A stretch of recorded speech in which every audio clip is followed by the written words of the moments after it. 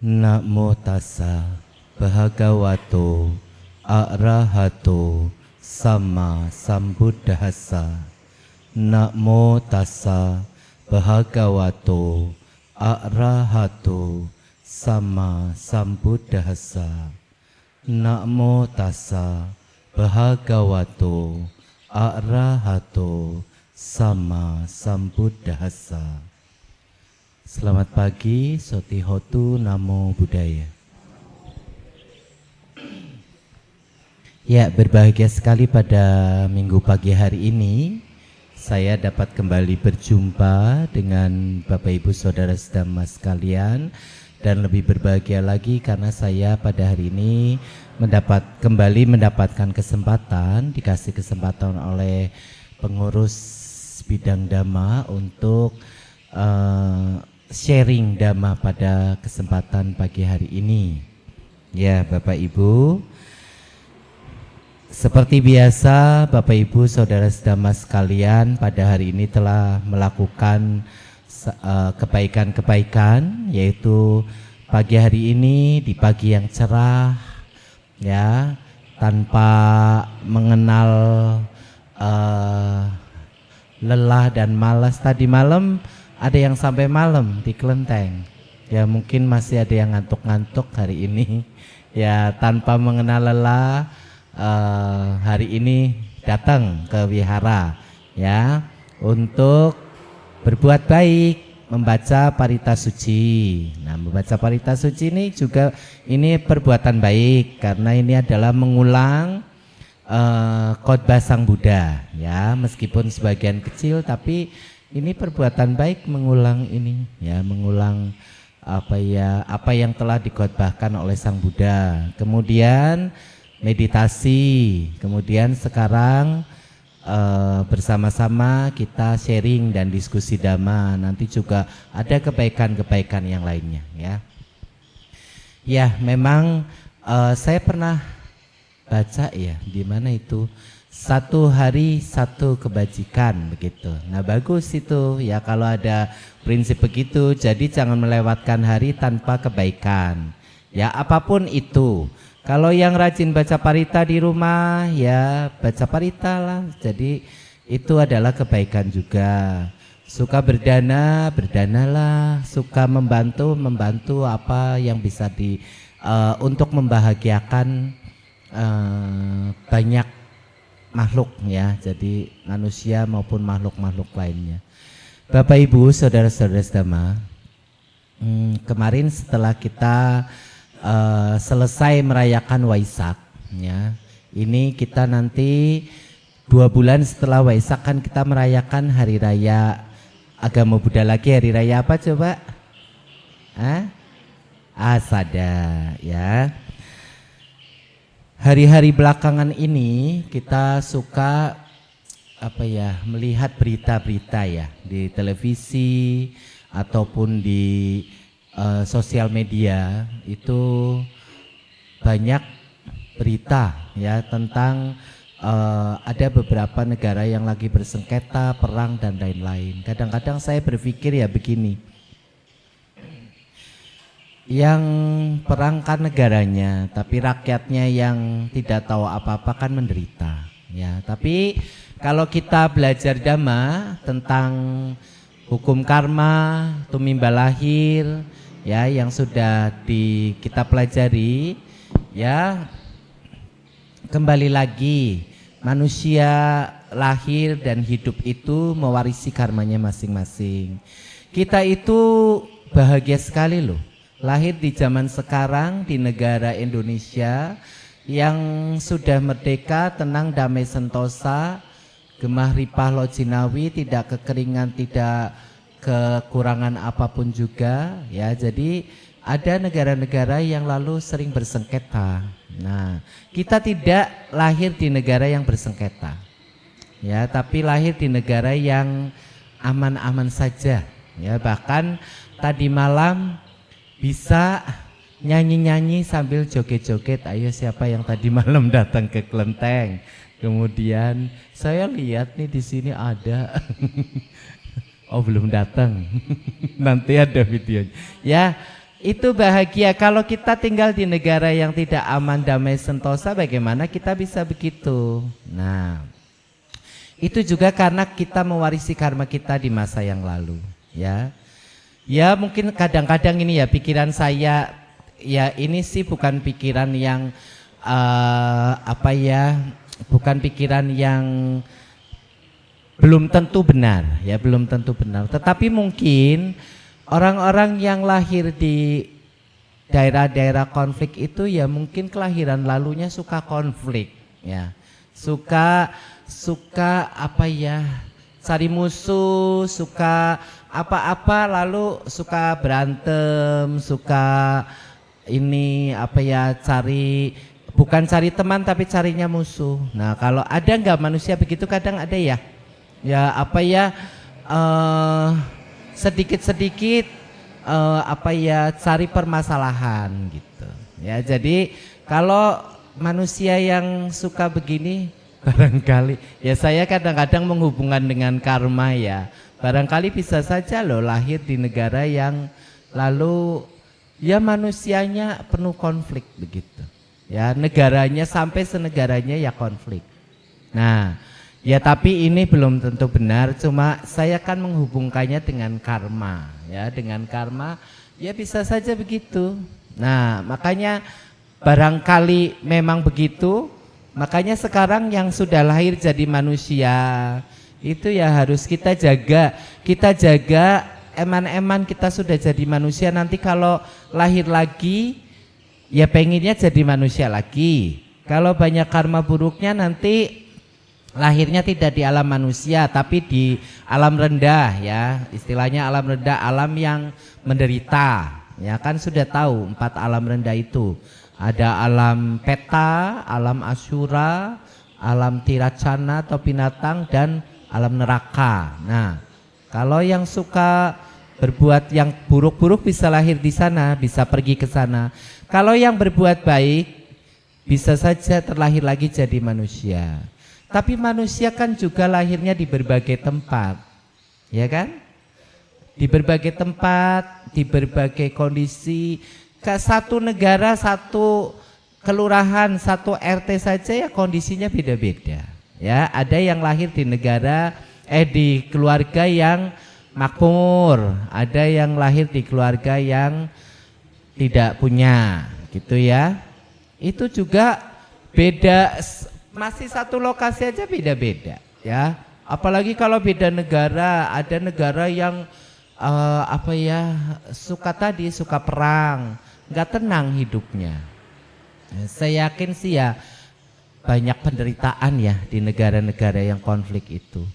Ya jadi oleh karena itu ya bertekad tapi disertai dengan perbuatan, cerminan perbuatan sehari-hari. Bertekad supaya kita semoga lahir lagi jadi manusia, tapi manusia yang bagaimana?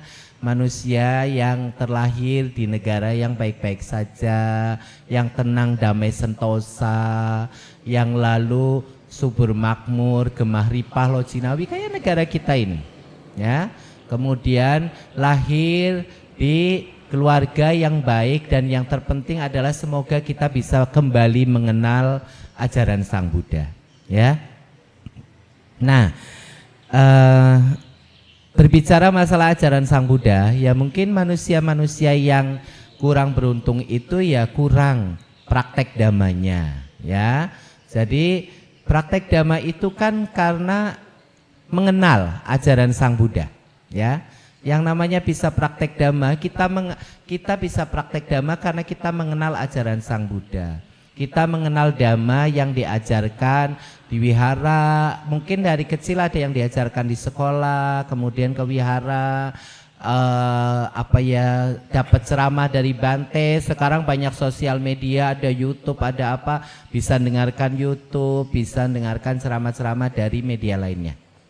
Ya, kita belajar dhamma. Nah, dhamma ini ada dan kita bisa belajar, lalu kita bisa praktek yang membawa hidup kita selamat sentosa sampai penghujung kehidupan kita, lalu kita bisa lahir dengan selamat lagi di alam yang bahagia. Dhamma itu ada karena adalah cinta kasih dan kasih sayang Sang Buddha kepada kita. Karena Sang Buddha membabarkan Dhamma, ya enggak? Sang Buddha membabarkan Dhamma, maka dari itu Dhamma ada sampai sekarang, ya.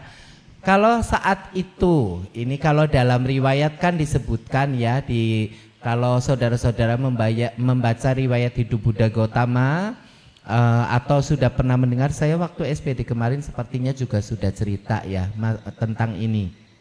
Jadi pada minggu terakhir ya, pada terakhirlah sudah 7 minggu itu. Jadi kan Sang Buddha itu setelah penerangan sempurna, beliau itu menetap di Bodh Gaya itu, di tempat penerangan sempurna itu kan dulunya ya hutan ya. Jadi Sang Buddha setelah mencapai penerangan sempurna selama 7 minggu tidak kemana-mana, ya di tempat itu saja, di tempat yang sekarang dikenal dengan nama Bodh Gaya. Di sana ada Mahabodhi Temple ya sekarang. Nah, 7 minggu, lalu apa saja 7 minggu? Sudah saya pernah jelaskan ya pada yang lalu, nggak apa-apa saya ngulang sedikit. Ya ini hari ini cerita-cerita deh supaya lebih tahu lagi, nanti lebih mempunyai keyakinan lagi. 7 minggu, minggu pertama Sang Buddha menikmati pencapaian Nibbana yang telah dicapai, ya kebahagiaan Nibbana, ya pencapaian. Bukan parinibbana ya, kalau parinibbana kan wafat. Kebahagiaan Nibbana, hancurnya semua kekotoran batin yang telah beliau berhasil hancurkan. Lalu beliau 1 minggu itu meditasi di situ, minggu pertama. Minggu kedua beliau lalu ini pohon bodhi, berjalan beberapa langkah ke depan, kemudian beliau menghadap pohon bodhi. Ya beberapa, kalau sekarang sih tempatnya kalau yang ditunjukkan ya oleh tour guide atau apa ya bukan beberapa langkah, agak lumayan jauh lah dari, maksudnya masih di lokasi itu. Beliau lalu memandang pohon bodhi, 1 minggu penuh memandang pohon bodhi, ya memandang pohon bodhi ini sebagai ungkapan apa? Ungkapan rasa terima kasih beliau kepada pohon bodhi yang telah menaungi beliau pada saat berjuang untuk mencapai pencerahan sempurna, penerangan sempurna. Minggu ketiga, itu minggu kedua, minggu ketiga beliau menciptakan itu jalan di angkasa pakai jembatan emas yang diciptakan oleh beliau sendiri. Nah lalu Sang Buddha kenapa bikin ini? Ya jadi jalan di angkasa pakai jembatan emas. Kenapa? Karena beliau melihat dengan kekuatan mata batinnya masih ada beberapa banyak dewa ya, ada dewa-dewa yang masih menyaksikan tentang pencapaiannya ini, pencapaian penerangan sempurna ini. Lalu beliau berjalan di atas jembatan emas yang dibikin sendiri oleh Sang Buddha. Nah, minggu keempat beliau lalu bermeditasi di dalam kamar batu permata. Jadi batu permata, lalu beliau meditasi di dalamnya, ya sampai semua benar-benar batin tercerahkan dan bersih sekali, sampai aura tubuhnya mengeluarkan berbagai warna. Warnanya apa saja yang sekarang jadi warna bendera Buddhis? Ya BKMPO, gampang cepet ya. Biru, kuning, merah, putih, jingga dan campuran warna itu.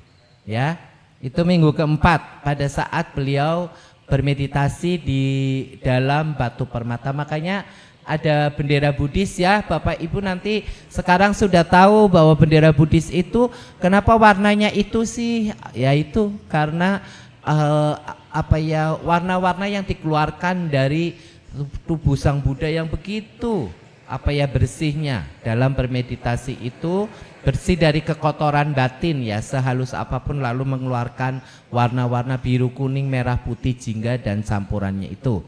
Nah itu minggu keempat. Minggu kelima beliau bermeditasi di bawah pohon beringin ya, Ajapala Nigroda namanya ya. Jadi di bawah pohon beringin inilah lalu itu yang ada cerita anak mara 3 wanita menggoda kembali. Nah itu ada 3 anak mara ya, yang wanita itu menggoda di situ. Nah, lalu itu minggu kelima, minggu keenam beliau bermeditasi di pohon Mucalinda. Nah, ini lalu ada ceritanya lagi. Pada minggu keenam itu, pada saat beliau bermeditasi itu, lalu ada di sekitar itu terjadi hujan badai. Hujan badai, lalu muncullah seekor ular kobra yang lalu membesarkan badannya, melilitkan badannya ke tubuh Sang Buddha, melindungi Sang Buddha, lalu kepalanya membuat payung, semacam payung melindungi Sang Buddha dari hujan badai itu. Ya, pernah lihat patung Buddha yang ada ular begitu ya? Itu Mucalinda, itu kisahnya itu pada minggu ke-6. Ya, minggu ke-6 setelah pencapaian penerangan sempurna. Kemudian setelah minggu ke-6 itu yang di pohon Mucalinda, lalu minggu ke-7 ini beliau bermeditasi di bawah pohon Rajayatana ya. Ya, Rajayatana ya, betul pohonnya itu. Nah, disitulah lalu di area situlah lalu dikisahkan itu pada hari ke-50 beliau kan sudah berpuasa selama 7 minggu. Sudah berpuasa selama 7 minggu, pada hari ke-50 itu muncullah atau lewatlah di daerah situ 2 pedagang saudagar dari Birma, yaitu namanya Tapusa dan Balika. Ini 2 saudagar ini lalu berdana beras dan makanan terbuat dari beras dan madu ya, kalau menurut riwayat begitu. Kemudian didanakan kepada Sang Buddha. Sang Buddha menerimanya, bahkan waktu Sang Buddha mau menerima, kan sesuai tradisi Buddha-Buddha sebelumnya, beliau kalau menerima dana makan harus pakai bowl, tapi bowl beliau kan tidak ada. Lalu 4 raja dewa dari 4 penjuru datang berdana 1 bowl, lalu masing-masing membawa 1 bowl, didanakan lalu dijadikan 1 oleh Sang Buddha, lalu menjadi dengan kekuatannya lalu bowl itu menjadi 1. Nah, dengan bowl itulah lalu Sang Buddha menerima dana makan dari Tapusa dan Balika. Upasaka inilah yang dinyatakan dalam sejarah, beliau inilah adalah upasaka pertama di bumi ini yang berlindung kepada Buddha dan Dhamma. Ya, Sang Buddha kepada Buddha dan Dhamma. Belum ada sangga. Nah, ini nanti riwayatnya ke sana ya. Setelah itu, lalu setelah Tapusa dan Balika berlalu, lalu Sang Buddha berpikir, ini Dhamma yang saya sudah dapat diselami oleh Sang Bagawa, yang ditemukan oleh Sang Bagawa ini, lalu ini kan begitu dalam, begitu dalam dan sangat sulit dipahami kalau yang mempunyai kekotoran batin yang sangat tebal. Oleh karena itu beliau lalu berpikir, apakah ya mungkin ini Dhamma ini bisa diterima oleh makhluk-makhluk ini kalau dibabarkan. Nah, saat itulah lalu Brahma Sahampati turun untuk memohon kepada Sang Buddha ya, demi kasih sayang kepada semua makhluk, mohon babarkanlah Dhamma, karena ada makhluk-makhluk meskipun sedikit, ada makhluk-makhluk yang mempunyai sedikit debu di mata mereka. Sedikit debu ini artinya adalah mempunyai kekotoran batin yang sedikit, yang tipis gitu ya. Jadi untuk itu mohon babarkanlah Dhamma demi kasih sayang kepada semua makhluk, karena makhluk-makhluk yang mempunyai sedikit debu inilah yang nantinya bisa terselamatkan, mencapai kesucian dan bisa mencapai kesucian lalu selesai, tidak ada kelahiran lagi ya, karena bisa memahami Dhamma yang dibabarkan oleh Sang Buddha. Oleh karena itu lalu Sang Buddha berpikir, kepada siapa ya saya pertama kali akan membabarkan Dhamma ini? Lalu terpikir yang pertama kepada guru-guru waktu beliau sebagai Samana Gotama ya, Petapa Gotama. Yang pertama terpikir kepada Alara Kalama. Lalu ternyata Alara Kalama sudah meninggal dunia. Lalu satu lagi gurunya Udakara Maputa juga ternyata juga sudah meninggal dunia. Nah, lalu setelah tahu bahwa dua guru ini sudah tidak ada, ya sudah meninggal, lalu terpikir kepada 5 orang teman beliau pada saat beliau bertapa menyiksa diri di hutan Urwela, ya. Lalu beliau dengan kekuatannya tahu bahwa 5 orang pertapa ini sedang ada di Taman Rusa Isipatana dekat kota Benares, ya. Sekarang ini namanya daerahnya namanya Sarnath, ya, Sarnath dekat Varanasi. Kalau saudara-saudara ke India ke kota Varanasi pesawat nanti di kota Varanasi mendarat, nanti Sarnath sudah dekat dari kota Varanasi, ya. Di sanalah lalu Sang Buddha ke sana. Lalu berjumpa dengan 5 orang pertapa inilah. Saat itulah lalu Sang Buddha, ya tadinya 5 orang pertapa ini kan ini ya apa ya agak ragu begitu, karena dulu kan pertapa Gotama pernah bertapa bersama menyiksa diri, lalu pertapa Gotama menghentikan pertapaan menyiksa diri itu. Dianggapnya oleh 5 orang pertapa ini adalah petapa Gotama itu sudah gagal dalam pencariannya untuk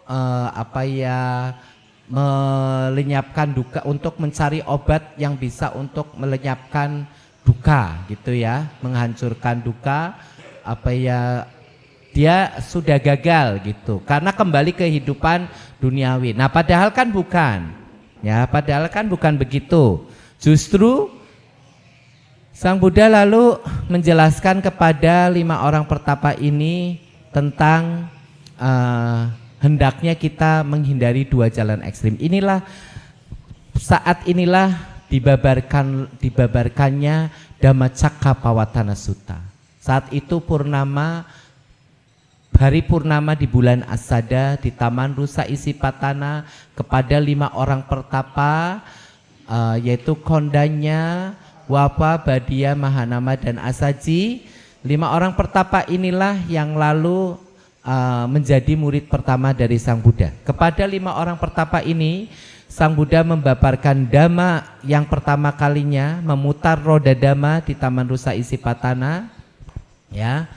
Yang mana roda dhamma yang telah diputar oleh Sang Buddha ini sekali diputar tidak akan dapat dihentikan atau diputar balik oleh siapapun juga di dunia ini, baik itu manusia, Brahma, para dewa, Mara, dan lain sebagainya, ya, tidak bisa menghentikan perputaran roda dhamma ini.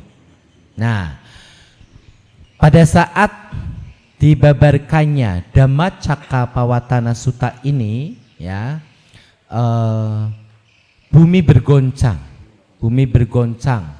ya, tapi bukan gempa bumi yang seperti yang kita lihat seperti biasanya. Gempa bumi pada saat pembabaran dhamma atau pemutaran roda dhamma ini gempa bumi yang tidak menimbulkan kerusakan, tidak menimbulkan korban, ya. Ini bumi bergoncang, ya. Pada saat itu lalu para dewa juga berseru, ya, para dewa dari dewa bumi kemudian naik terus sampai ke alam Brahma, ya. Bumi bergoncang ini bahkan kalau Bapak Ibu membaca Dhammacakkappavattana Sutta, ini goncangannya sampai 10.000 ya, tata surya, ya, tata surya. Nah, itu bumi bergoncang, kemudian para dewa berseru sampai ke level alam Brahma, menyerukan bahwa telah diputar roda dhamma oleh Sang Buddha Gotama di Taman Rusa Isipatana, ya. Jadi terus sampai ke alam Brahma dikabarkan ini kabar ini, seruan tentang pemutaran roda dhamma ini. Luar biasa kejadiannya. Bumi bergoncang dan bersinar-sinar, ya, bersinar-sinar. Bapak Ibu saudara-saudara sedama, lalu apa yang telah disampaikan oleh Sang Buddha pada saat pembabaran dhamma yang pertama kali itu di Taman Rusa Isipatana kepada 5 orang pertapa?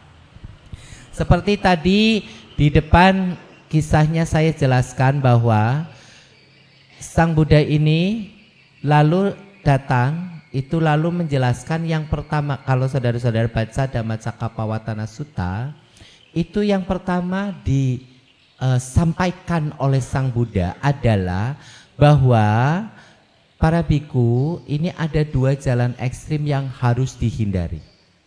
Ada dua jalan ekstrim, ini pinggiran jalan ekstrim yang harus dihindari. Ini apa ya, karena pinggiran ini kalau meleset bisa ke jurang, ya. Jadi pinggiran yang pertama adalah, ini adalah jalan ekstrim yang harus dihindari adalah pemuasan nafsu indria.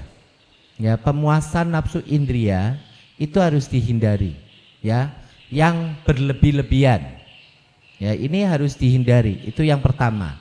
Yang kedua adalah penyiksaan diri, ini juga pinggiran sisi sebelah sini yang harus dihindari, karena kalau enggak juga masuk ke jurang, tidak akan mencapai apa yang kita cari, yaitu bisa melenyapkan segala kekotoran batin dan bisa kita melenyapkan duka, ya, duka. Nah ini dua pinggiran ini, dua jalan ekstrim ini yang harus dihindari. Sang Buddha menjelaskan ini ada jalan tengah, ya. Jadi jangan pinggiran kanan maupun pinggiran kiri, tetapi ada jalan tengah. Inilah yang dicapai oleh Guru Agung kita Buddha Gautama. Ya, jadi kenapa lalu pertama-tama dijelaskan tentang ini, tentang harus menghindari itu? Karena Sang Buddha juga perlu menjelaskan kepada Pancawagya, 5 orang pertapa itu lalu sebutannya Pancawagya, ya. Pancawagya ini perlu dijelaskan bahwa saya pun sebenarnya menghindari ini, yang pemuasan nafsu indria. Jadi bukan balik lagi ke kehidupan yang mengejar nafsu indria secara berlebih-lebihan, itu tidak. Jadi 5 pertapa ini salah, berarti ini Sang Buddha jelasin bahwa saya pun menghindari dua jalan ekstrim ini. Nah ini Sang Buddha sudah menghindari ini dua-duanya. Lah sementara para 5 orang pertapa ini, Pancawagya ini adalah menganggap ini pandangannya. Nah makanya ini perlu diluruskan dulu pandangannya oleh Sang Buddha sebelum pada ajaran intinya. Ini ajaran yang tinggi, yang tertinggi, ya, tentang 4 kesunyataan mulia. Ya, jadi ini sebelum itu Sang Buddha meluruskan dulu pandangannya kepada 5 orang pertapa ini. Jadi Pancawagya ini menganggap bahwa menyiksa diri ini adalah satu-satunya jalan untuk menuju ke pembebasan. Ya, inilah yang salah. Jadi jangan menempuh dua jalan ekstrim itu. Kita pun dalam hidup sehari-hari, Bapak Ibu Saudara-saudara, ya kita kalau mau mengikuti yang ajaran Sang Buddha juga begitu, ya. Jangan pada dua jalan ekstrim ini. Kalau saudara-saudara, ya kita memang masih ini, ya, putu jana, masih umat awam, ya. Jadi bukan seorang pertapa atau, ya, bukan seorang pertapa, tapi kita perumah tangga. Ya paling tidak saudara-saudara masih suka menikmati kesenangan indrawi, indria, tetapi ya tidak lalu mengumbar, ya, mengumbar. Contohnya gini, suka makan, ya kalau makan ya emot. Kalau saya emot enggak sih? Kalau makan ya emot, ya. Ini juga ini ekstrim. Kalau makan log-logan. Pernah dengar bahasa log-logan? Ya. Yang bukan orang Tegal nggak tahu ini. Ini orang Tangerang. Log-logan itu apa? Berlebihan. Nah, berlebihan sekali itu nanti ya akan ada akibatnya. Ya, rakus. Betul sekali kawan siap. Jadi itu tidak lalu akan bukan menghilangkan rasa lapar, tetapi nanti akan muncul sakit yang baru. Tadinya lapar kan rasa nggak enak ya, sakit, menderita. Tapi kalau makannya berlebihan, nanti akan muncul penderitaan yang baru. Memang laparnya hilang, tapi akan muncul penderitaan yang baru, sakit yang baru. Nah itu contohnya begitu ya. Jadi laparnya hilang tapi akan muncul penyakit yang baru. Ya mungkin begini, orang kalau kekenyangan kan juga nggak enak ya, nggak enak. Nah itu nah itu juga muncul. Nah itulah makanya ekstrim ini harus dihindari ya. Orang misalnya kerja terus nggak pernah piknik ya, jadi kerja terus nggak pernah piknik ya nanti konslet konslet iya, konslet suka marah-marah. Konslet itu stres kan, bisa suka marah-marah, bisa penyakit muncul. Nah itu ya, hindari ini, hindari. Nah kerja terus itu apa yang dikejar. Nah jadi harus ada jalan tengah yang baik. Ya ini contoh-contoh kecil untuk kita sebagai perumah tangga. Nah kita sebagai perumah tangga banyak hal-hal yang kita perlu eling untuk sedeng-sedeng saja, jangan terlalu ya. Tidur terus apa jadinya? Apa?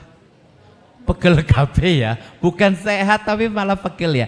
Tadinya capek, untuk mengobati capek tidur, tapi lalu tidur terus jam-jaman, bukannya sembuh capeknya tambah capek lagi. Itulah ya, jadi ini dua jalan ekstrim ini tidak menyelesaikan masalah saudara-saudara ya. Tidak menyelesaikan masalah, tidak yang jor-joran dan tidak yang tidak sama sekali. Tapi ini ada jalan tengah yang ditunjukkan oleh Sang Buddha. Ini loh jalan tengah, Majjhima Patipada.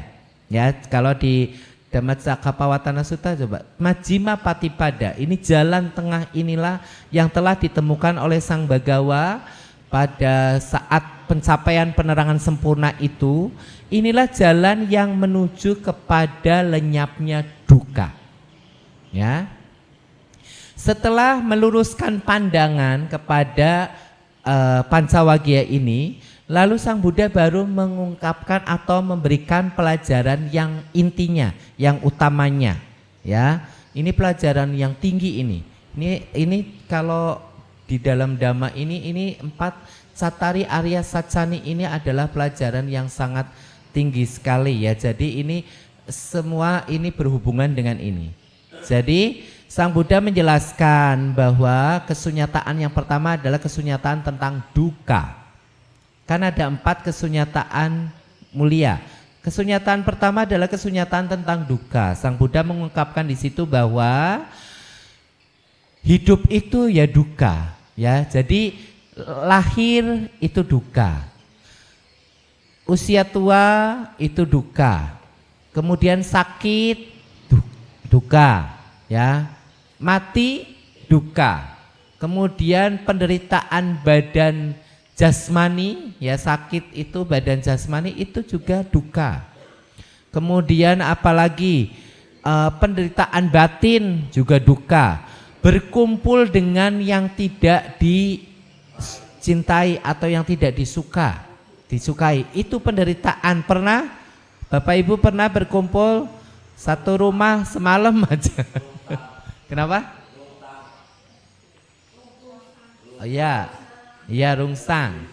Nah, berkumpul dengan yang tidak disukai penderitaan, berpisah dengan yang kita cintai juga penderitaan. Ya. Kemudian hancur leburnya semua cita-cita dan harapan juga penderitaan. Nah, ini kesunyataan yang pertama yang Sang Buddha jelaskan. Itu semuanya duka. Lalu Sang Buddha jelaskan bahwa duka itu ada sebabnya, ya. Kenapa? Sumber, ya. Maaf ini mungkin aku apa ya? Iya, kurang mendengar juga duka. Ya, sumber, ya. Ada sumbernya, ada sebabnya, Ya. Sebabnya duka apa? Yaitu tanha. Tanha ini zaman dulu kalau kita dikasih pelajaran, tanha itu adalah nafsu keinginan. Kalau sekarang di Parita bisa dibaca itu diterjemahkan kegandrungan. Kegandrungan. Parita yang baru ya kadang-kadang suka-suka baca ya Bapak Ibu. Kalau nggak baca palinya baca artinya, jadi nanti tahu ya. Kegandrungan. Nah kegandrungan inilah yang merupakan sumber atau sebab dari duka.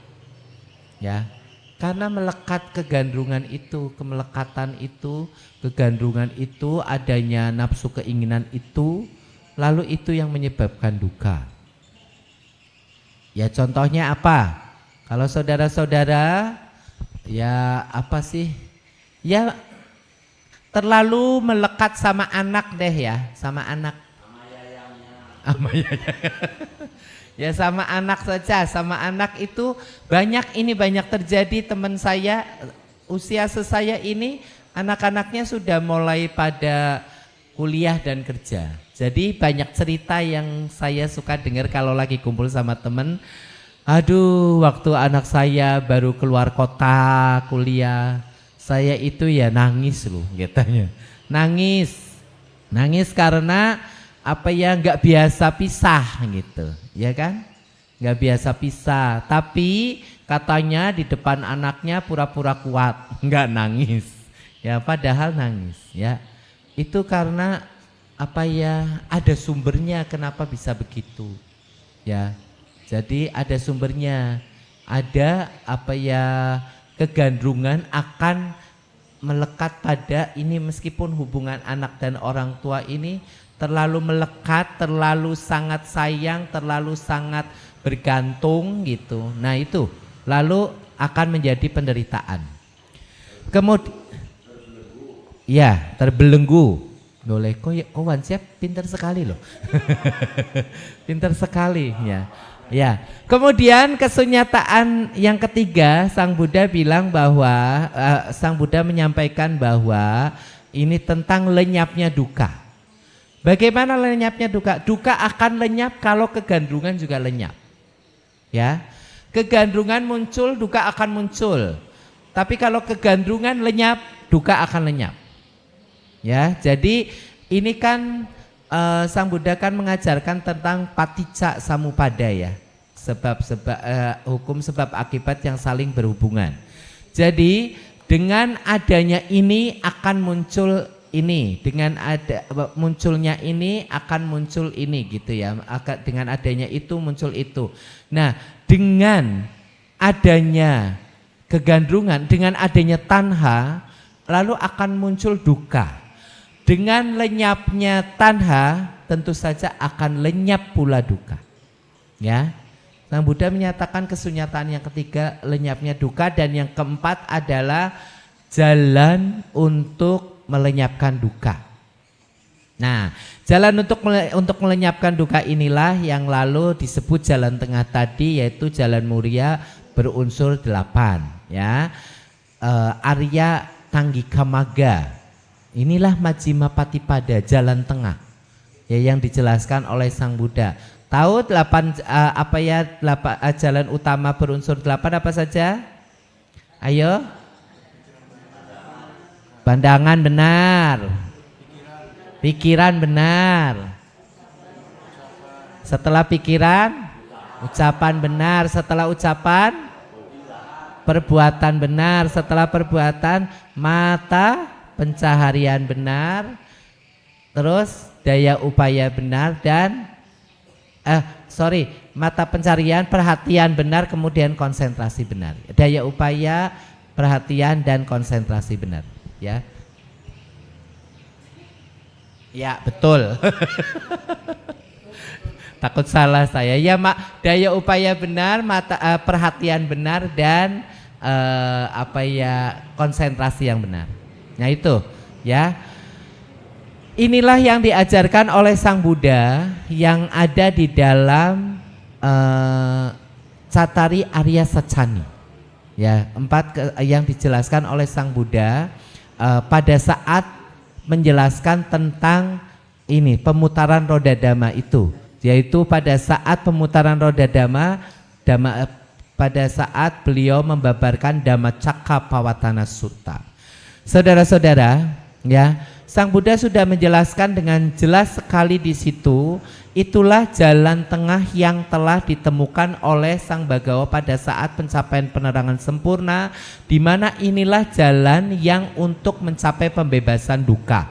Oleh karena itu, yang terpenting bagi kita yang sekarang ini, manusia-manusia yang hidup pada zaman sekarang sudah jauh dari kehidupan Sang Buddha, mari kita selalu belajar sedikit demi sedikit ya. Yang telah disampaikan oleh Sang Buddha itu kan ada 8 jalan itu. Coba kita praktekkan dengan baik.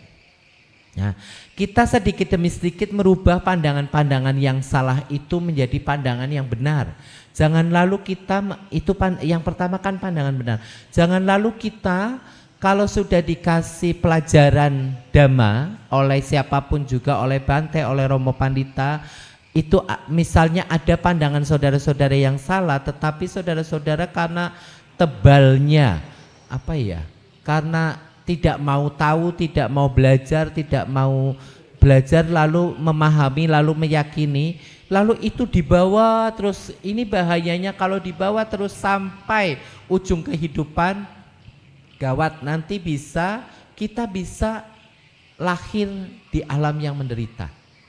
Karena dengan pandangan yang salah, saudara-saudara nanti juga akan melakukan hal-hal yang salah. Contohnya apa? Yang contoh yang gampang. Ya, contohnya saudara-saudara kalau punya pandangan yang salah begini. Ini salah satu contoh saja yang gampang, yang nyata dalam kehidupan sehari-hari. Yang saya pernah cerita bahwa ada umat Buddha yang masih punya pandangan begini loh. Hewan, binatang itu lahir karena untuk dimakan manusia. Ya. Ini kan pandangannya sudah salah. Cara memandang itu kepada pengertiannya udah salah. Lalu karena hewan itu terlahir untuk dimakan manusia, makanya sah-sah saja boleh dibunuh untuk dimakan. Ini yang salah. Ya, ini yang salah karena punya pandangan yang salah, lalu melakukan hal-hal lainnya juga salah. Ya. Ini contoh praktek yang gampang yang sudah diajarkan oleh Sang Buddha. Cobalah kita mempunyai pandangan yang benar dengan cara bagaimana belajar, enggak ada hal lain, belajar. Kalau mau dikasih pelajaran, saudara-saudara itu kosongkan dulu sini. Seperti yang sering dicontohkan ya di banyak itu. Cangkir kalau mau diisi air, kosongkan cangkirnya. Kalau masih ada airnya penuh, diisi air tumpah. Tidak akan bisa terisi, ya, tumpah percuma. Jadi saudara-saudara kalau mau belajar Dhamma dengan baik, ya harus bisa bisa menerima, oh begitu yang diajarkan oleh Sang Buddha. Ya, jangan lalu yang enggak begitu mestinya. Ya, itu binatang itu kan memang diciptakan untuk dimakan misalnya. Nah, lalu terjadilah karma-karma buruk yang lain. Ya, itu contoh kecil saja. Tentu saja pandangan-pandangan keliru yang lebih besar lagi, yang akan lebih menyesatkan lagi, yang lebih bisa saudara-saudara membawa ke arus penderitaan, malah bukan arus kesucian, bukan kebahagiaan, tetapi malah penderitaan. Oleh karena itu waspada, ya, waspada dengan pandangan-pandangan keliru itu. Ya, oleh karena itu pandangan benar itu ditaruh nomor 1. Ya, jadi pandangan kita harus punya pandangan yang benar. Lalu kita juga bisa jaga pikiran kita yang baik, ya, jaga pikiran. Kalau saudara-saudara sedikit-sedikit negative thinking, lalu negative thinking ini lalu diwujudkan dalam tindakan. Nah, ini bahaya. Ini yang bahaya. Udah punya negative thinking, pikiran yang tidak baik, lalu ucapannya lalu tidak baik, perbuatannya juga tidak baik karena awalnya dari pikiran. Ya. Ini jalan tengah yang sudah dibabarkan oleh Sang Buddha pada peristiwa purnama di bulan Asada. Memang Asada nanti masih bulan Juli ya, tetapi hari ini saya ingin menjelaskan karena saya ini tugasnya kan kadang-kadang 2 bulan sekali, 3 bulan sekali, jadi nanti momennya untuk menjelaskan ini pasnya pada saat sekarang ini ya. Nanti di momen Asada ini Sangga Theravada Indonesia ini membuat sebuah program yang sudah bertahun-tahun ya, sudah berkali-kali, yaitu Indonesia Tipitaka Canting ya, yaitu mengulang Tipitaka Khotbah Sutta Sang Buddha ya, tapi nggak semua ya, biasanya 10 sutta begitu diulang. Nah itu di Candi Borobudur, di pelataran Candi Borobudur.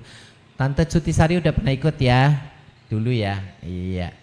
Ya saya ya kebetulan saya juga seneng ngikut, jadi ya ini kebetulan tiap tahun kok ya ada kesempatan yang ngikut. Nanti saya mau ngikut lagi tahun ini. Nanti kapan-kapan siapa yang mau ikut 3 hari saja ya, 3 hari, Jumat, Sabtu, Minggu. Baca Tipitaka-nya cuma 2,5 hari. Tapi sudah harus datang dari hari Kamis karena daftar ulang. Kamis, Jumat, Sabtu, Minggu. Minggunya ini setengah hari saja baca, nanti setengah harinya lagi kita akan prosesi puja dari Mendut ke Borobudur jalan, kemudian nanti perayaan Asalha Mahapuja di Candi Borobudur ya. Mungkin kalau yang ikut perayaan Asalha udah pernah ya, tapi ikut Tipitaka saya soalnya belum ketemu yang lain, hanya Tante Cutisari sepertinya ya, sama siapa lagi ya? Ya nanti yang lainnya boleh ikut, mari kita ikut Tipitaka Canting, tapi daftarnya mesti online, cepet-cepetan gitu, cepet-cepetan harus online.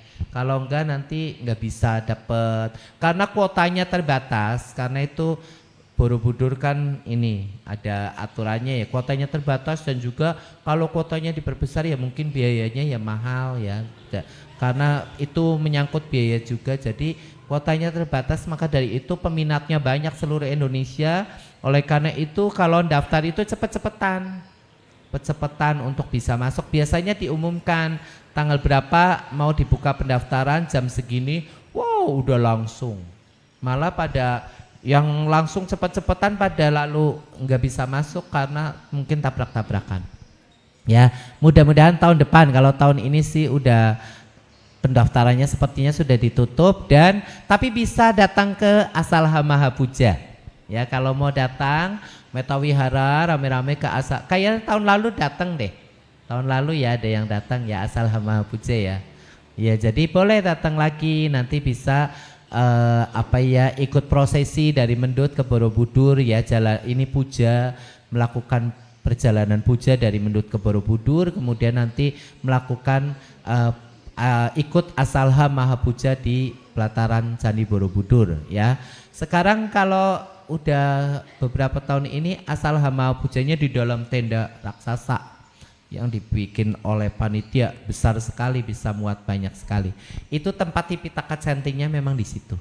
Ya, dibikin tenda dingin ya. Jadi jangan khawatir yang ikut Tipitaka Canting itu tahun depan, kalau mau ikut jangan khawatir nanti panas, nanti apa. Dingin, di dalam tenda itu adem.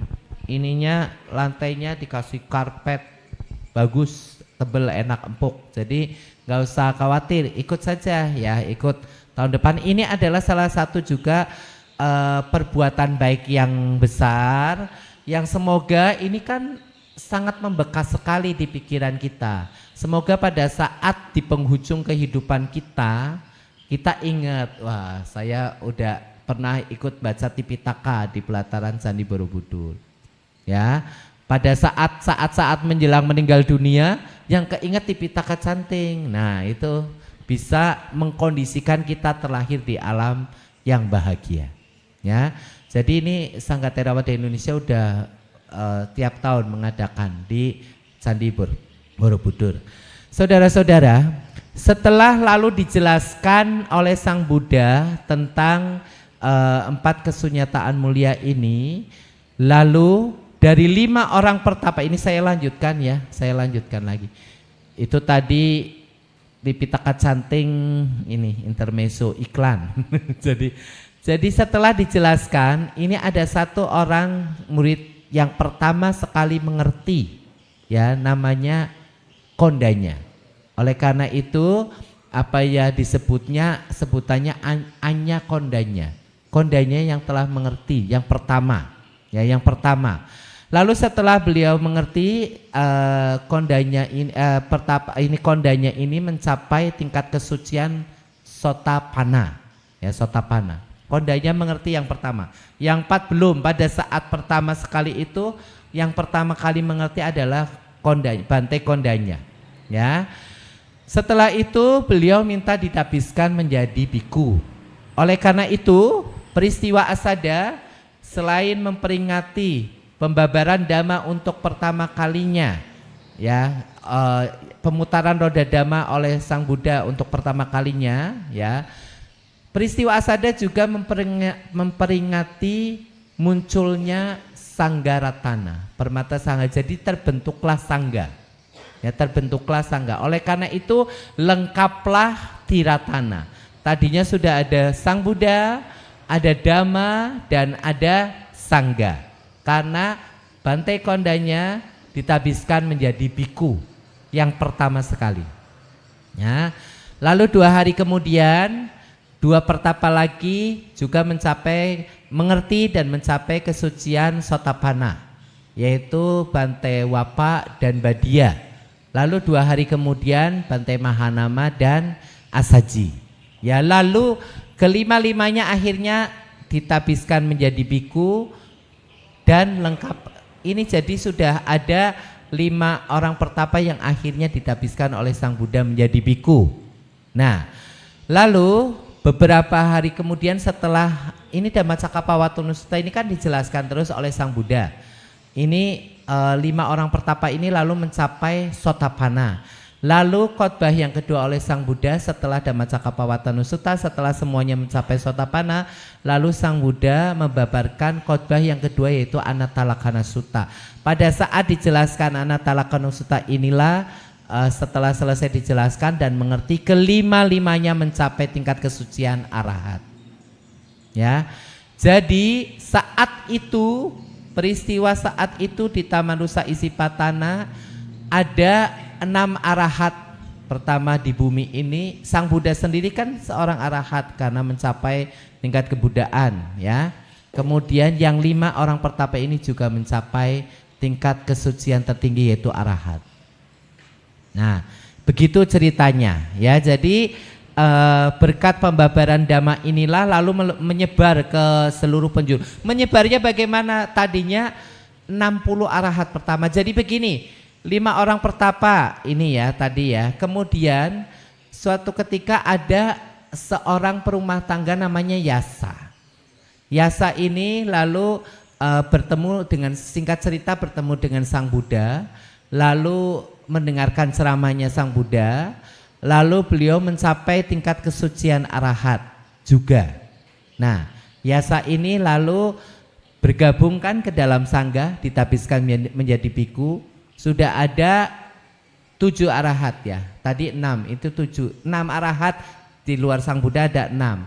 Kemudian ada teman Yasa, ada 4 orang yang tinggal di dekat Benares itu, ada 4 orang teman Yasa juga mendengarkan ceramah Sang Buddha, lalu mencapai kesucian arahat, lalu ditabiskan menjadi biku. Jadi ada 10 arahat, ya, 5 orang pertapa, Yasa, dan 4 orang temannya, ada 10, ya, ada 10. Lalu ada lagi teman-teman Yasa dari kota-kota lain, dari luar daerah itu, ada 50 temannya Yasa. Ini Yasa rupanya banyak teman ya, ada 50 mendengarkan Dhamma, bergabung mencapai kesucian arahat, lalu bergabung ke dalam sangga. Jadi akhirnya pada masa-masa awal pembabaran Dhamma Sang Buddha itu sudah ada 60 orang arahat. 61 ya sama Sang Buddha, cuma 60 orang arahat inilah, lalu 60 orang arahat pertama inilah lalu yang diutus oleh Guru Agung kita Buddha Gautama untuk menyebar ke seluruh penjuru tidak boleh berdua-dua, tapi satu penjuru, satu orang, satu tidak boleh ada yang bersamaan. Lalu membabarkan dhamma demi kasih sayang kepada semua makhluk. Nah, setelah itu lalu Sang Buddha memperbolehkan kepada 60 arahat ini untuk menabiskan orang-orang yang pengen menjadi biku, boleh ditabiskan oleh 60 siswa ini. Ya, karena kan pertama-tama sih kalau ada orang yang mau jadi biku diajak ketemu Sang Buddha lalu ditabiskan, tapi kan lalu jaraknya jauh menghambat, lalu Sang Buddha mengizinkan 60 arahat ini untuk menabiskan para umat yang ingin memasuki sangga atau menjadi biku, boleh ditabiskan. Itulah kisah awal dari dhamma yang dibabarkan oleh Sang Buddha lalu menyebar ke seluruh penjuru sampai sekarang. Di bumi pertiwi ini kita juga mengenal dhamma. Perjalanannya berawal dari Taman Rusa Isipatana. Ya, kalau saudara-saudara membaca Culamanggala Cakawala ya, itu ada. Di situ ada disebutkan kelompok dhamma yang ini ada ya, dhamma ini ada 84.000 kelompok dhamma. Luar biasa kan? Nah, kalau baca Parita, baca artinya nanti mengerti bahwa Tipitaka ini ada 84.000 kelompok dhamma. Itulah yang lalu dibabarkan oleh Sang Buddha kepada semua makhluk. Ya.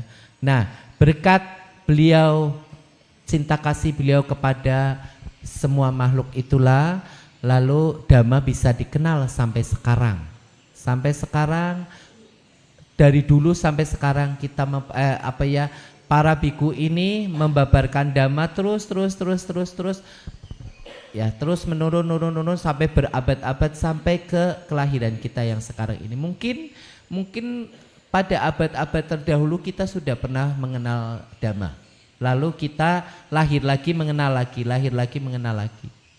Makanya kalau sudah mengenal dhamma itu beruntung sekali, bahagia sekali. Makanya ada beberapa ya teman-teman baik saya yang sayang sekali ya, dari kecil sudah mengenal dhamma, sudah ke wihara rajin sekali, lalu karena urusan pernikahan lalu melupakan dhamma, urusan marah, ngambek, mutung, lalu melupakan dhamma, banyak urusannya. Makanya kalau saudara-saudara ikut berkegiatan di wihara, ini jadi nyambung ya, nyambung ini enggak sengaja saya nemu nih sambungannya.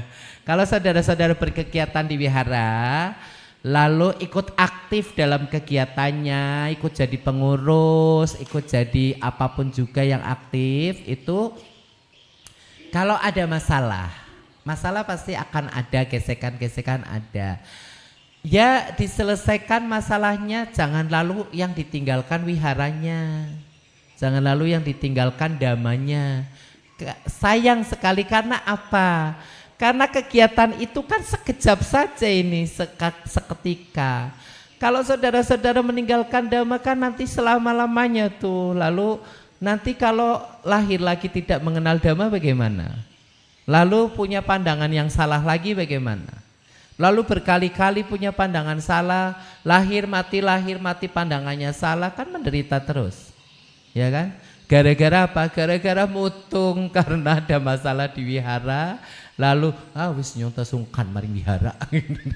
Lalu tidak mengenal dhamma lagi, lalu meninggalkan dhamma, ya sayang ya. Nah, juga begini, kalau berkegiatan tapi jangan melanggar dhamma juga.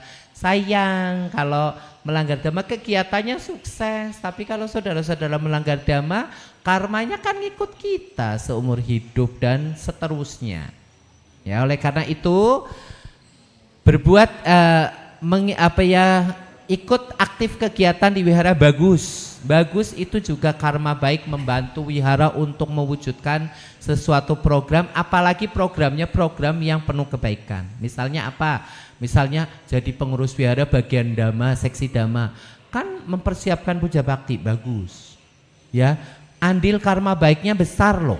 Karena apa? Karena ini orang-orang yang datang kan lalu belajar dhamma, membaca parita, meditasi, mendengarkan dhamma, dana paramita dan lain-lain, semuanya adalah perbuatan-perbuatan baik. Sebagai seksi dhamma misalnya, saya nggak nunjuk seksi dhammanya sih, ini hanya contoh. Itu adalah karma baik. Ya, tetapi harus ingat kalau lalu ada masalah-masalah, ini juga bisa menimbulkan karma buruk. Hati-hati ya, hati-hati. Jadi nanti kalau itu yang melanggar dhamma jangan dilakukan ya, jangan dilakukan. Nanti sayang, karma ini akan di dalam berkegiatan kadang ada gesekan-gesekan kan, lalu akhirnya pikirannya buruk, ucapannya buruk, perbuatannya buruk. Nanti itulah yang ini adalah melanggar dhamma, inilah yang nanti akan dibawa terus sampai seumur hidup kita. Oleh karena itu saya kadang-kadang saya kan juga ini yang bicara di sini kan juga umat awam Bapak Ibu ya, bukan manusia yang sakti mandraguna atau yang sudah mencapai arus, bukan. Saya kadang-kadang begini, kadang-kadang saya ya kalau lost control itu nanti habis itu saya itu ada nyesel, oh iya ya kok harusnya jangan begitu gitu. Nah mari kita belajar bareng ya. Kita belajar bareng supaya bagaimana cara menghadapi ini supaya tidak lalu melanggar dhamma tetapi tetap di jalan dhamma dan kita melakukan ini dengan sebaik-baiknya. Ya, kita sudah belajar dhamma berkat sampai sekarang belajar dhamma banyak maupun sedikit tetaplah belajar. Ini sudah diajarkan oleh Sang Buddha demi cinta kasihnya kepada kita untuk membawa kita pada kehidupan yang baik dan kehidupan yang bahagia. Ya, bukan lalu kita terperosok ke alam-alam yang tidak baik, alam-alam menderita. Ya, itu saja yang ingin saya sampaikan. Sang Buddha sudah membabarkan dhamma pada saat Purnama Sidhi di bulan Asada. Marilah kita sebagai bentuk penghormatan tertinggi kepada guru agung kita Buddha Gautama, kita melaksanakan dhamma itu. Ya, karena kan sudah dijelaskan kan bahwa penghormatan tertinggi adalah menjalankan ajaran beliau. Ya Amisa puja bagus ya, puja dengan bunga, dengan buah. Ini bagus, dengan dupa, dengan pelita bagus. Ini adalah Amisa puja. Ini adalah bentuk penghormatan kepada guru agung kita Buddha Gautama. Tapi bentuk penghormatan yang tertinggi atau puja yang tertinggi adalah puja dengan cara melaksanakan dhamma yang telah diajarkan oleh Sang Buddha, yang telah diajarkan sejak dari Taman Rusa Isipatana pada saat purnama di bulan Asada. Baik, itu saja yang ingin saya sampaikan. Oh, ada yang tunjuk jari, kawan siap, boleh.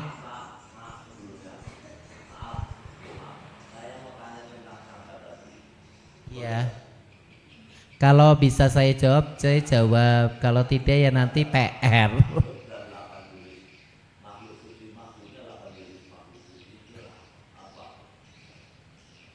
Oh, yang di Sangganusati ya? Ya. Ayo kawan siapa aja yang jawab, kayaknya ngetes saya. Ya, jadi kesucian itu kan ada 4. Ya, Sotapana, Sakadagami, Anagami dan Arahat. Jadi di Sangganusati itu kayaknya terjemahannya sekarang nggak begitu ya. Dulu ada terjemahan gini, itulah Sangga Siswa, 8 jenis makhluk suci, itulah Sangga. Sotapati, Maga dan Pala. Jadi Maga dan Pala. Sakadagami, Maga dan Pala. Jadi yang mencapai kesucian Sotapati ini mencapai maga dan hasilnya gitu. Jadi ada 8 jenis makhluk suci ya. Oh ya enggak kok, enggak. Sotapati maga dan pala, Sakadagami maga dan pala, Anagami maga dan pala, dan Arahata maga dan pala. Ya, 4 kesucian itu, tapi ada yang maga dan pala. Ya, jalan dan hasil, maga dan pala, gitu ya. Nanti kalau pengen detail tanya ke Bante, beliau anggota Sanghal. Ya kalau nanti dijelaskan detail ini tentang kesucian, waduh ilmu tinggi.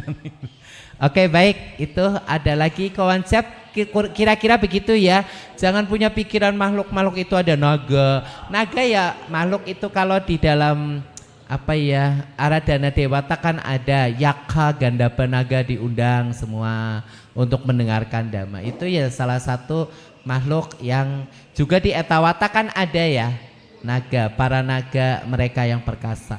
Itu apa ya salah satu makhluk di penghuni 31 alam kehidupan. Ya, gitu ya. Ada lagi? Sudah cukup? Baik, udah hampir 9.15, saya tidak boleh lebih dari ini karena masih ada yang perlu disampaikan lagi.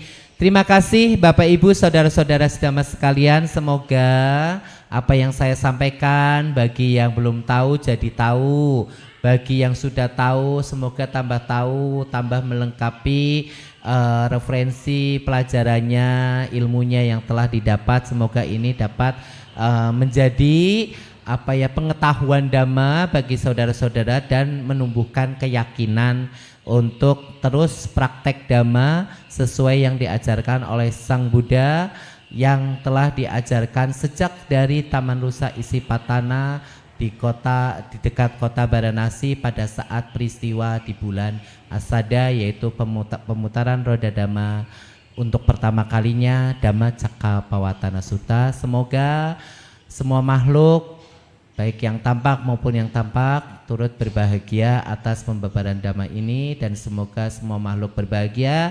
Sabe sata bawantu suki tata. Saduhu, saduhu, sadu. Terima kasih. Sotihotu, namo buddhaya.